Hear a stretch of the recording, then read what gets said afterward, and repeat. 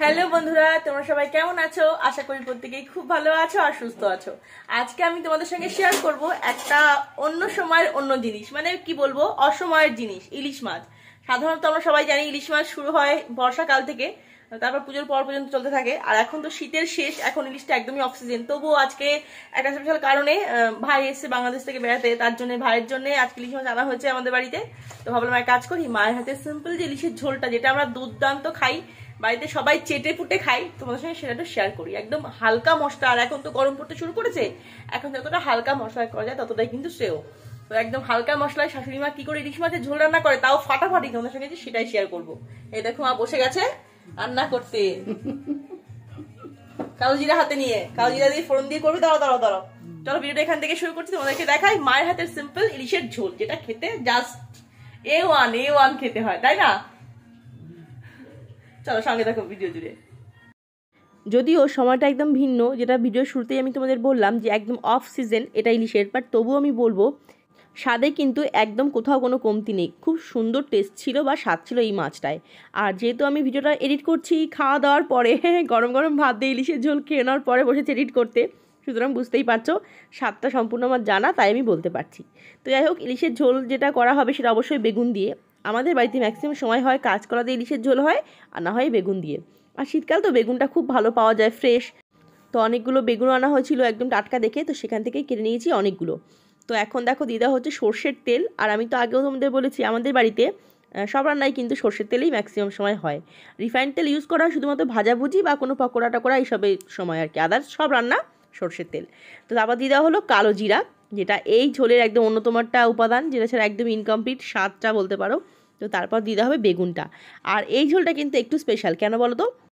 এই ঝোলে ইলিশ মাছটা কিন্তু কখনোই ভাজা হয় না, একদম কাঁচা অবস্থা দিয়ে দেওয়া হয় ঝোলের মধ্যে। এতে কি হয়, ঝোলের স্বাদটা দ্বিগুণ হয়ে যায় আর জাস্ট অপূর্ব লাগে, কি আর বলবো।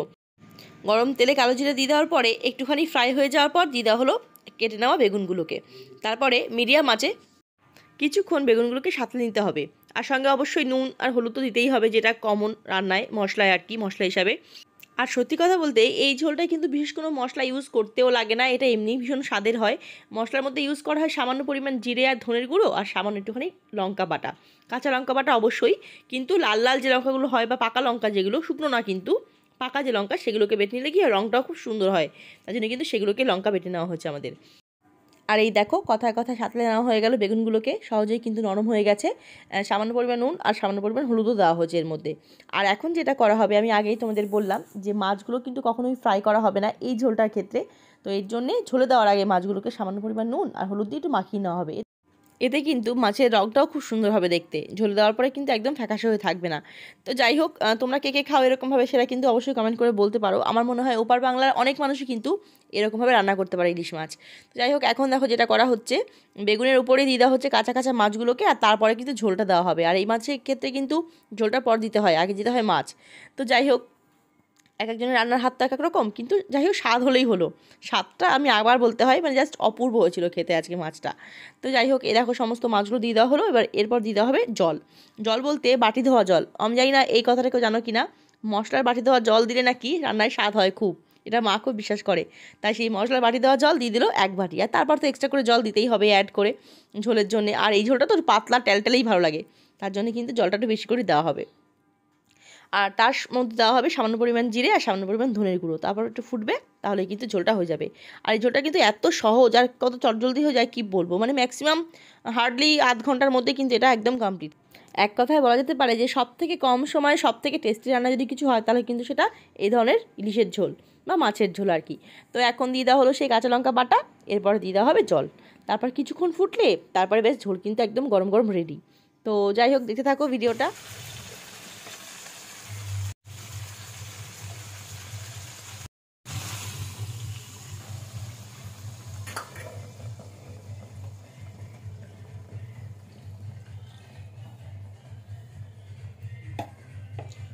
ঝোল ঝোল ঝোল আর একটু লাল।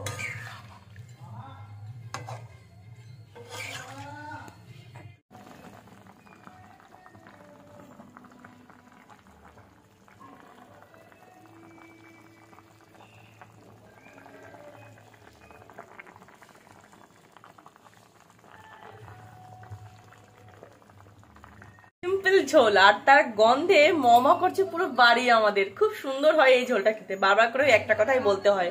তো তোমাদের সঙ্গে এই সিম্পল রেসিপিটা আজকে শেয়ার করলাম। কেমন লাগলো সেটা কিন্তু অবশ্যই কমেন্ট করে বলো। আর এটা মা জানে যে আমাদের বাড়ির সবাই, প্রত্যেকটা মানুষ এই ঝোলটা আমরা কিভাবে মানে কিরকম ভাবে তৃপ্তি করে খাই। হাজবেন্ডকে ছবি পাঠালাম, ও জানে না যে আমি ইলিশ মাছ নিয়ে এসেছি, আর বাজারে আমি গেছিলাম। যদি তোমরা কেউ চাও তো পুরো ব্লগটাও শেয়ার করতে পারি, নিশ্চয়ই শেয়ার করে দেবো, বা দেখা যাক কবে করি আর কি।